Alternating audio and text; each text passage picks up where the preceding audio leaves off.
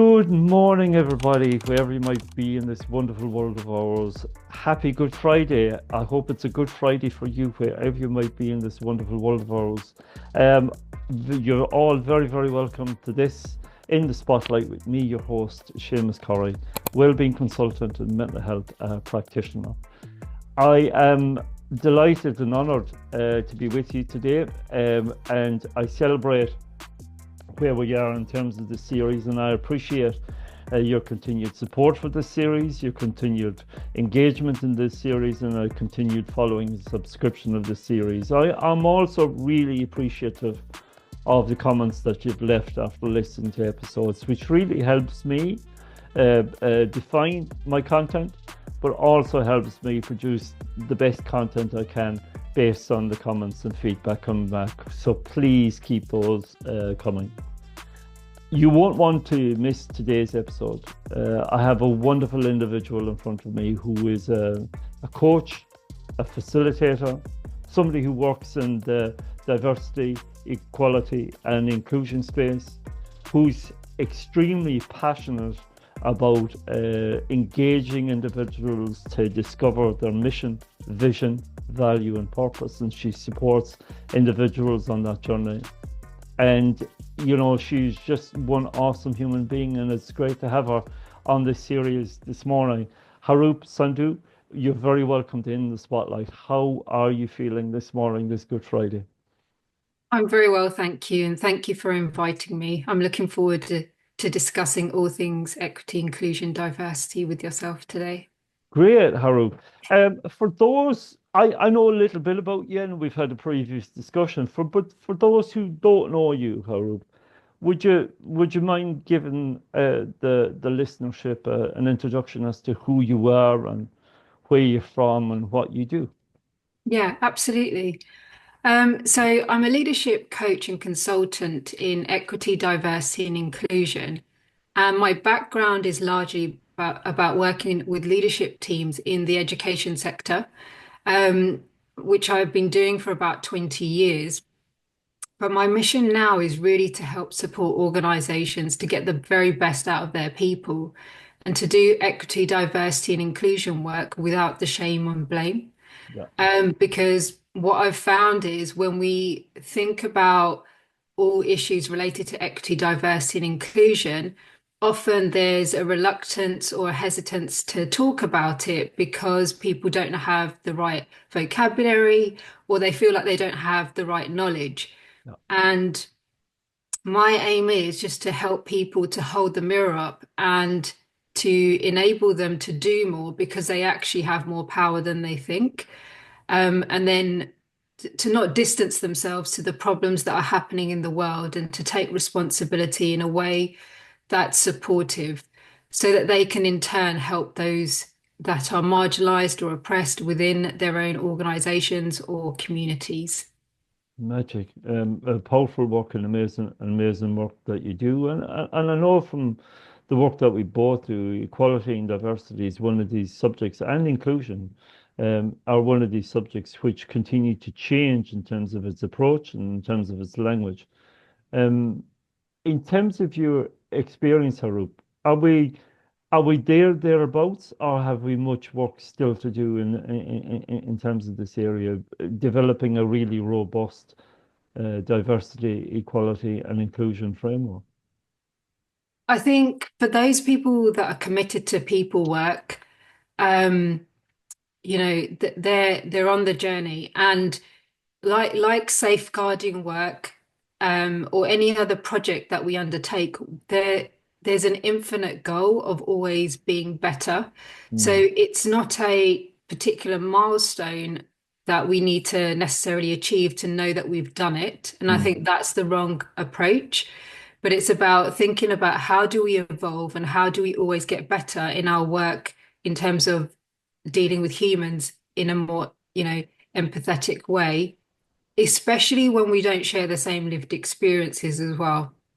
I think that's the challenge that people have. And also the language barriers and the knowledge barriers, and ultimately the silence that comes with it.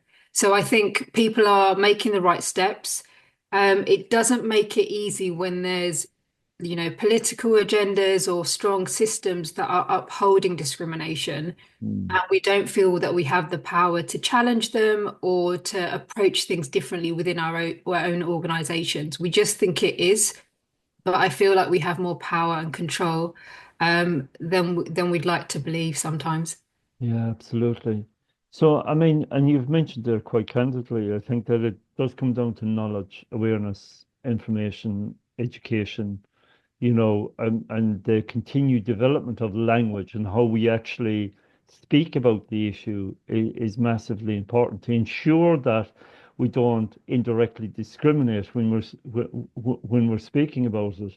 Do you think do you think that fear is real in terms of organizations at the moment that they really don't know what to do or how to speak about it or what words to say or how to even approach it? Absolutely. I think silence is something that really upholds discrimination, and it's Mm, important to raise that awareness to leaders and people in organizations that if that is your response, you are upholding discrimination just because you haven't found the words.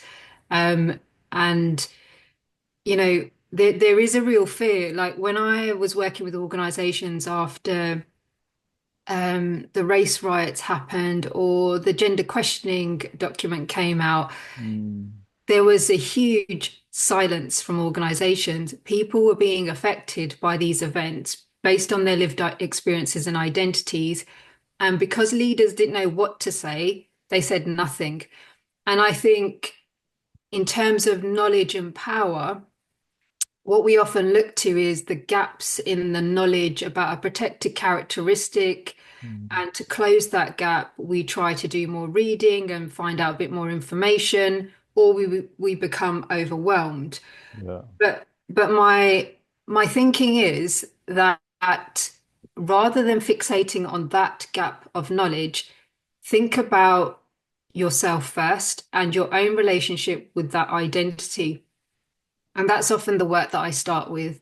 I get leaders to think about what's my relationship with that particular protected characteristics? What do I already know? And Mm, how has my identity, my lived experiences, my life experiences shaped my views? Because if you relate to that particular protected characteristic because you've faced discrimination or you have a friend that is experiencing discrimination or celebration based on that identity, you are more likely to feel confident to speak about it or to challenge someone about it. mm, mm. But then it's about recognizing where you feel the discomfort as well, because we're all human. We all have biases. We all have internal narratives that will uphold discrimination. We have the possibility to enact discrimination and also to be victims of it. None of us are immune. And, there's no shame around that. But if we don't introspect and examine what's going on for us individually, there's no way that we are going to make the changes that we want to see. Yeah. And, we are the change makers, we are the policy holders, we are the people that lead teams, we're the ones that write curriculums, that we deliver projects.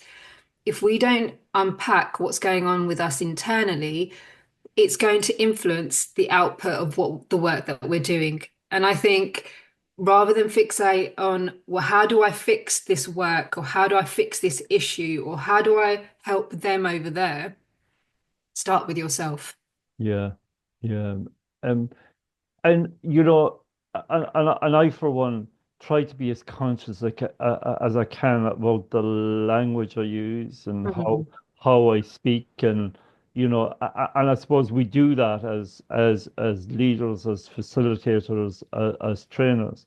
Do you think there's a great deal of unconscious discrimination out there still that exists, and does that need to be brought to consciousness in order to deal with it once and for all? I think so. I think it's about cultures of, being skillfully curious and I not like that. I like that, being skillfully curious. I love that. Can I take that? I'm going to take that. yeah, that's fine. I love that, being skillfully curious. I love that idea. Yeah, because what do we want to do? We want to not uphold the divide between us and them over there that we don't know about, but we're curious about. We want to create a dialogue between people who we think are different for us or we're interested in. Yeah. We don't want the silence to be the barrier. We don't want language to be the barrier. And there's issues with language that we all have experienced. There's certain words that have evolved over time. They're okay to say, 1 minute. The next minute, they're not okay to say. They mean different things to different communities. In all essence, it's easier to actually stay silent sometimes because the language is evolving and it means different things to different people. What you want to create is a dialogue of curiosity and openness within your Mm. organizations so that if something is offensive or if you're curious about something, people are able to have a dialogue about that. Because often what happens, and this happens, with microaggressions as well, um, someone says something, the person that it hasn't landed well with will walk away and carry that weight for days. And Yeah. sometimes they don't even know what's happened. They just feel a bit uncomfortable. And the other person that said it will have absolutely no idea that they've offended somebody because they've just said the word that they've heard that's been normalized to them, that they've seen in TV, that they say amongst their friends quite comfortably. But unless there's a bit of interruption and people feel courageous enough to say, hang on a minute, can I just check what you meant by that? Yeah. Or, what was your intention when you used that phrase? Let me just tell you how that landed with me. Having that dialogue is so much more powerful than the silence that we often see. And that's what, when I talk about inclusive language in organizations, I say that's the ultimate goal, that we're able to say, that this word means a certain thing for me because of this reason, and we're learning more about each other. Or this incident that's happened in the news means this to me, has affected me in this way, and it may have affected you in that way, but that's okay. But we have a shared understanding that we have a different view on this, and that's okay. It's the silence that is the thing that is the most detrimental, in my opinion, Yeah. to not having inclusive cultures, to not having diversity of thought or inviting other perspectives in, to not having or recognizing where the inequities are in your organizations because we're too scared to talk about it. Yeah. Yeah. Yeah, and that's interesting, and as someone who has experienced the power of silence in his own life, it can be devastating and it can be detrimental and it can be destructive to remain silent and not have, as you said, that opportunity for dialogue and for skillful curiosity. I'm going to use that term more than once in the next 10 minutes. I just love Okay. it. I'm embedding it into my own subconscious now, that degree of skillful curiosity. See, I've said it twice already. Yeah. Uh, um, and I suppose, we have seen in the media over the past couple of days, Harroop, how this has taken, it's almost taken to the supreme level in terms of the Supreme Court, where they had to decide the definition of what defined a woman and Yeah. what defined a man in relation to the whole subject of transgender and how we dialogue with the transgender community. Uh, Mm. has in your opinion, I know it's early doors, but is that going to have significant changes in terms of the work that you do, in terms of how we now approach issues of transgender and how we use the language of transgender culture, and how we support that organization? Yeah, I think it will have a detrimental effect because those that don't have the knowledge will lean onto policy and to power. Mm, So for some people that don't necessarily want to think about this because it's uncomfortable for them or don't know what to do in terms of their own organizations, I think they could potentially lean on what the Supreme Court has said and said that's final, and therefore it's easier for me to just to follow that approach and not necessarily have to think about the implications on individuals within their organizations. Yeah. But it's about what it comes down to is two things. And one is to really for organizations to recognize the limitations of policy and powers above that will uphold discrimination and know that that exists. So firstly, it's recognizing that just because these policies exist, they don't allow the equal opportunity or power or privilege to everybody, even though we'd like to think that that would be the best way, that's how justice is enacted. We know that that isn't the truth. Mm. The second thing is to think about, for organizations to really think about, how has this affected us personally? How's it affected me on a personal level? And how's it affected those that are most affected or most oppressed within this organization? So the Mm. transgender, non-binary, intersex community. And you may not even know who those people are. And thinking about, in terms of your values of your organization, how do you want to be for those people right now? Yeah. And often it does sit in policies that you write and systems that exist. But rather than the two options, one which is silence and wait for whatever else the world's going to say, two, try to take action based on your own limited knowledge or your own lived experience. The best way to approach or respond to this is to invite your members of your community to contribute their thoughts and ideas and to listen. Mm. That's the best thing that people can do. And, it starts with acknowledging your own reality. I heard this news. This is what came up for me. I was angered. I was confused. I was relieved. I was pleased. Whatever that emotion is, it doesn't really matter. You don't have to be, a person that's already displaying all the inclusive behaviors that you wish to. We're human. You may have a really negative relationship to, like, transphobia, but it's important that you acknowledge that how that's showing up in yourself first before you can then go ahead and show empathy to somebody else. Because when you're listening to a view that's, unnatural to your own, you need to be able to say, well, this is showing up for me in this way. I'm feeling quite uncomfortable, but I understand why, because these are the stories that I've heard. These are my misconceptions. These are the things that I don't understand. Mm. And then you gather the information, you listen, and you respond appropriately. The worst thing that people can do is be completely silent, which is what happened in a lot of schools when we had the gender questioning guidance. A lot of schools just were waiting for the government to bring something out, which they eventually didn't do. Hmm. But when I was working with organizations, I asked them to talk to their students and their staff that are most affected. And when you hear the voices of the people that are most affected, it cuts through all the noise. Yeah. It cuts through everything any doubt, any insecurity that you have.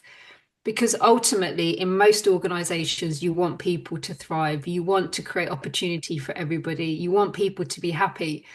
And when you come back to that essence, no matter what your limited, starting point is, you know that you want people to be happy. Yeah. And then the way will show up if you are willing to engage in that process. Absolutely. Absolutely. Mm. And I suppose, to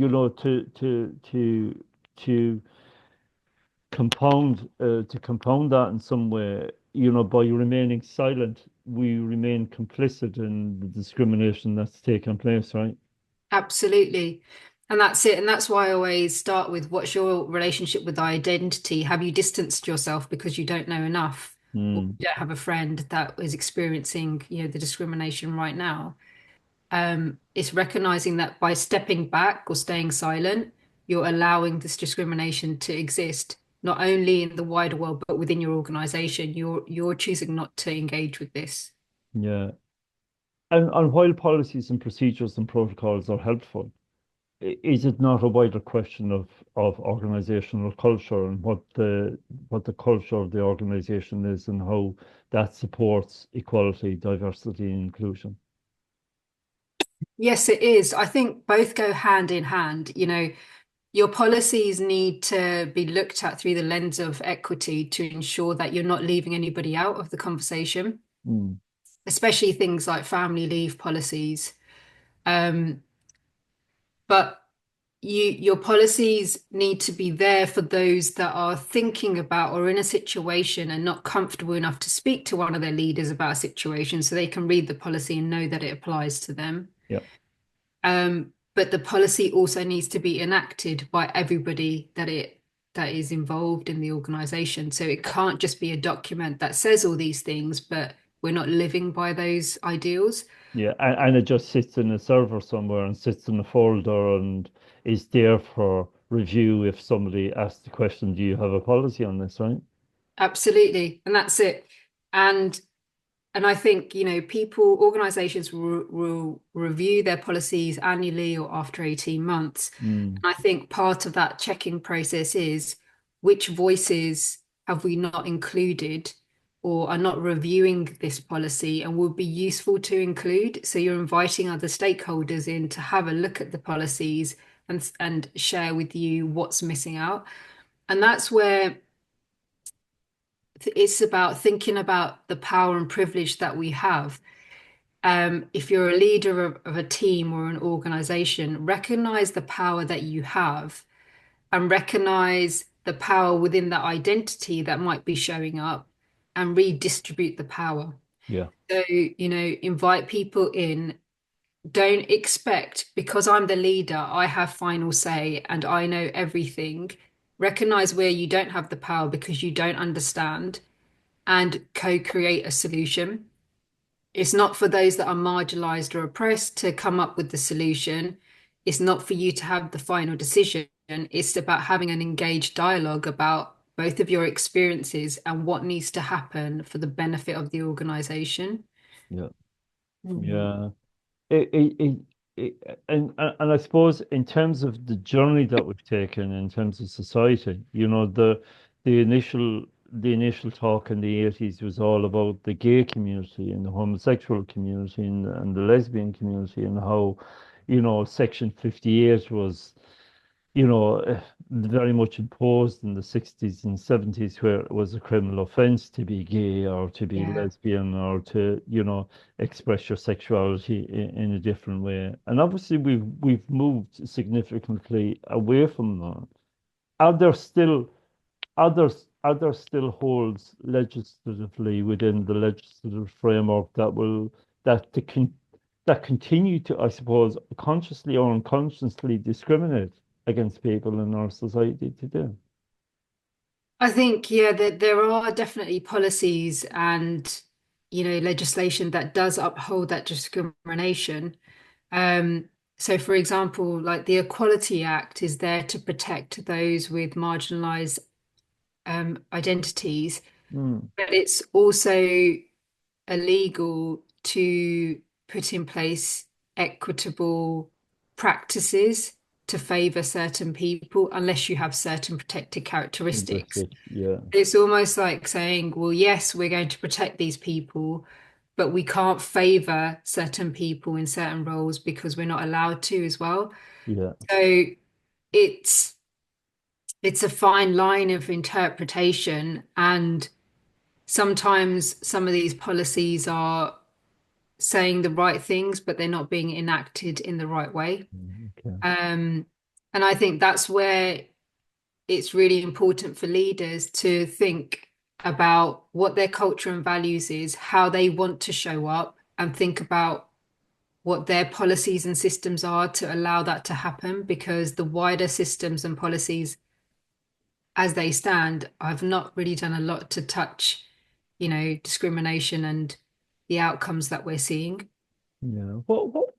Thank you, Harold. What drives you? What what what what drives you? What gives you your energy? And it must be an uphill battle for you sometimes to to to to to engage organizations in dialogue, support diversity, inclusion, and equality. Where you know, let's be honest, we have a long way to travel yet Mm. to have an all-inclusive, diverse, inclusive, and equitable society, right? Yeah, it is a journey and it can be challenging, but what drives me is that I know that everybody has the potential to do good. And I know that people want the best for themselves and for each other. Yeah. And I was in a situation myself a few years ago where I was that individual where I thought that working hard and just doing what I did and doing my best at it would be enough until I faced discrimination myself. Mm, I found it quite challenging to digest that the truth that I thought existed wasn't actually true. And I didn't have as much in my power as I would have liked to have thought about. And what shook me on the key takeaway for me was, you know, as a leader, because I was a leader in an organization, mm, how do I ensure that all the other leaders within this organization are able to empathize and relate to one another in a way that's genuine and authentic without having to have lived a discrimination or trauma themselves? yeah. Because that was the wake up call for me. And I'm like, surely that shouldn't be, as a result, that shouldn't be the reason why people should want to help each other or empathize or, just based on our own personal lived experiences. There has to be a better way of getting leaders to understand a different perspective and to recognize the inequities that are existing and the impact it's having on individuals. Yeah, no, absolutely. Mhm. And thank you for sharing that. And I'm sorry you had to experience that level of discrimination yourself. And I have no doubt it must have been really traumatic for you. It was difficult and there was a huge learning curve. And I think that's what motivated me to want to know more, to understand how discrimination exists within all of us. Um, and just because I'm racialized as a brown woman, it doesn't mean that I can't enact policies or systems that are discriminatory to other people. Mm, And that's the other thing, because we all have the potential of doing good and bad. But we need to hold the mirror up and break the silence, is what I firmly believe. absolutely. Absolutely. So, would you encourage people then, you know, uh, going away from organizations, but taking it wider into society and wider into the communities, then would you encourage people, and I'm going to use your terminology if you don't mind, to engage in the process of skillful curiosity, to Absolutely. to Yeah. to not to be fearful of not knowing something and doing nothing, as opposed to maybe not knowing something and going away and reading or researching or speaking to somebody about it. Yeah, absolutely. Um, and it can start as simple as, you know, this is what's happened in the news. What do you think about that? This Mm, is what my feelings are. And, there's a few things that you can do to help you to really listen to somebody and take in what they've got to say. And I think it comes down to asking the questions, but also listening. So just recognize whether you're listening to respond or listening to understand. What's your intention? Are you going to interrupt that person because they have a different view to you? Or are you prepared to actually listen to a different view just to expand your own knowledge of a different perspective? mm, Um, and it's really about being present in the moment when you're asking the questions. Forget about what's going on in your own internal narrative about what you think and listen to the other person. Suspend your judgment. We're quick to judge and quick to make up our own mind, but think about listening to the other person's experience. Be comfortable with the uncomfortable, especially if you're not an expert or you have a completely opposing view. Recognize that the purpose of you doing this is to engage in skillful dialogue, not necessarily to have the last word. Mm. Um, and think about and detach it from yourself, like decenter yourself from the story. You know, you don't have to have the last word. It's not necessarily about you. It's about listening to a different perspective. Because all that's doing is it's helping you to engage in a conversation where you're gaining more knowledge, but also you're opening up to new ways of thinking and interrupting some old ways that may not necessarily be serving you, which is ultimately the us and them, which we all, hold to an extent. But in order to make, the world a better place, to have better conversations, to understand each other better, we need to engage in more conversations that feel uncomfortable and ask questions. Yeah, and I suppose, I mean, those are great. Those are great guidance. That's great guidance, and That's great support, Harroop. Um, a question that's kind of has been on my mind for some days, based on what's happened, at the Supreme Court level, and it's in the whole subject of pronouns, and do are are uh, are pronouns helpful or unhelpful in terms of engagement, in terms of that discussion, how people wish to be. I see pronouns as a label. Would I be correct in that, or is there more behind pronouns that I'm not aware of? I think when you think about pronouns, it's about how are we best supporting those that are marginalized or oppressed. So, Mm, how are we normalizing that gender isn't necessarily just binary? yeah. And what you're doing by sharing pronouns and giving people the opportunity to do that, to say how they identify, even in terms of name, how they want their name pronounced, is that you're acknowledging that they're valid. So it's not necessarily for those that are the most powerful in the situation or for the most privileged. These are adjustments that you make to help other people feel seen and heard. Mm, So in my view, that's the purpose of being able to, share your own pronouns. okay. Okay. That's it. Mm, Well, it's a fascinating subject, and I think as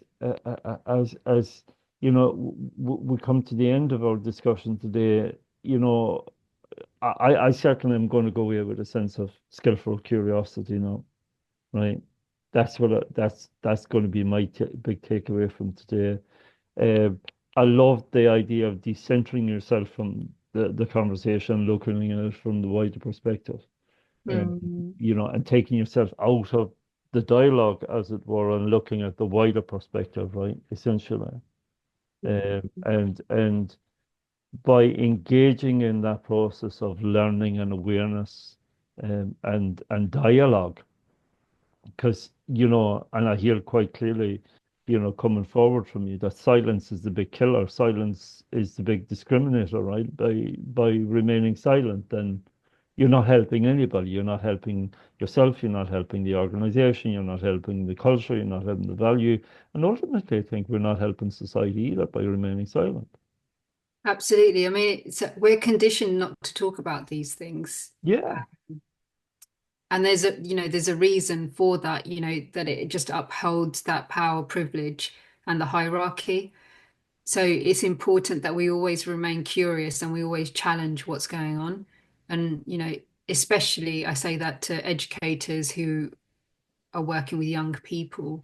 You don't just want them to consume information without thinking about the implications or the impact on themselves or others.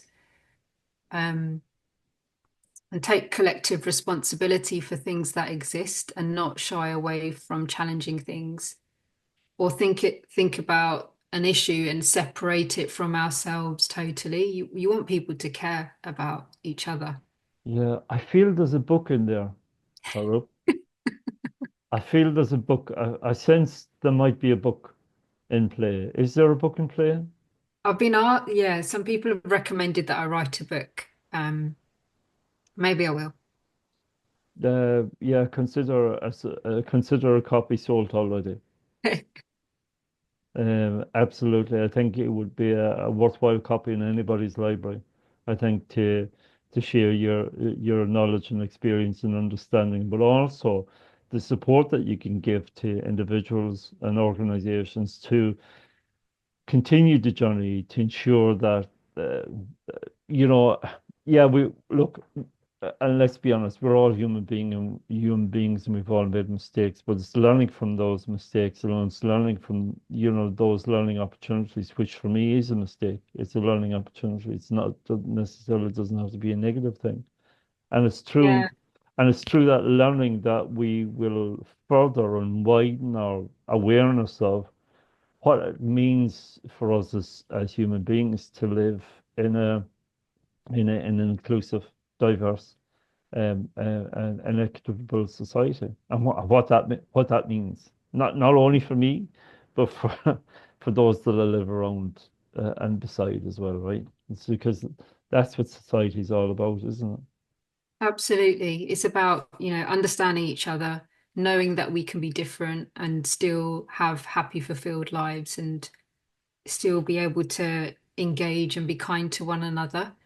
That's ultimately what we want, really. But it's just recognizing where those systems exist that are upholding the divide Hmm. and knowing where our power is.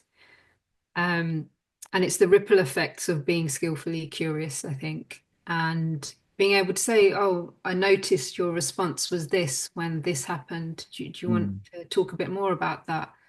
Or I noticed that in this organization, we don't really talk about this.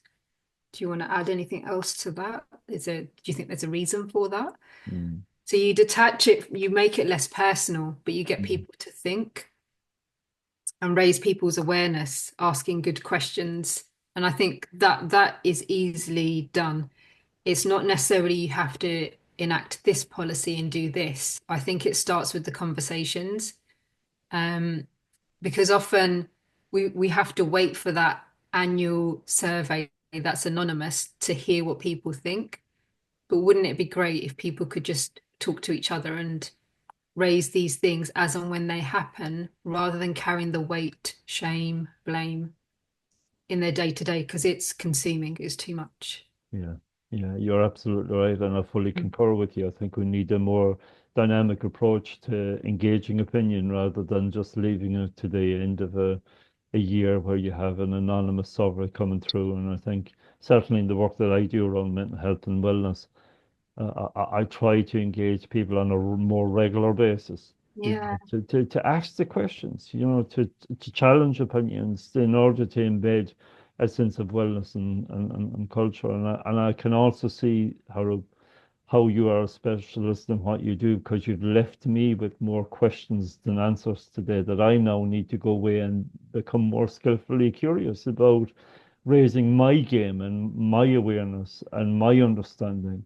and my learning of what it means for me to live in a diverse, inclusive, and equitable society. And so I appreciate that, and I thank you for that.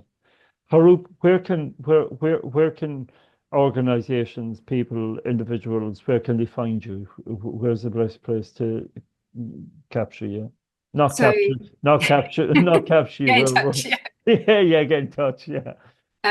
So I'm on LinkedIn. So if you search Harroop Sandhu, I'm on LinkedIn, so people can reach out to me there. And I also have a website, leadwithone.co.uk, which tells you a bit more about my services and how I can support. But yeah, do get in touch if you're interested. I'd love to help organizations do better without the blame or shame. But it's been great talking to you today.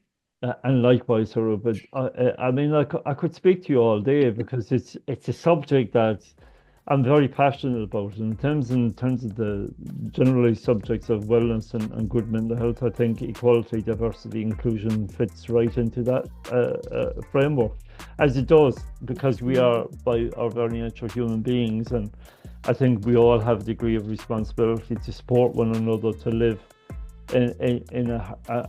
in a harmonious society as we can. And I think we'll only be able to do that if we break the silence, we begin to engage, begin to dialogue, take ourselves out of the situation and look at it from a wider perspective in terms of ensuring that we in our own work and what we do and how we live our lives do not in any way consciously or unconsciously discriminate either through words, thoughts or deeds others who might fall victim to any forms of discrimination. Mhm. So I appreciate you, Harroop. I wish you well in terms of the work that you do. And listen, thank you so much for coming on in the spotlight this morning, and I appreciate your time taken on this Good Friday. So I recognise that it is a holiday, so I appreciate the time that you've taken, and and I wish you well. Thank you. It's been wonderful. I've enjoyed our discussion. Thank you.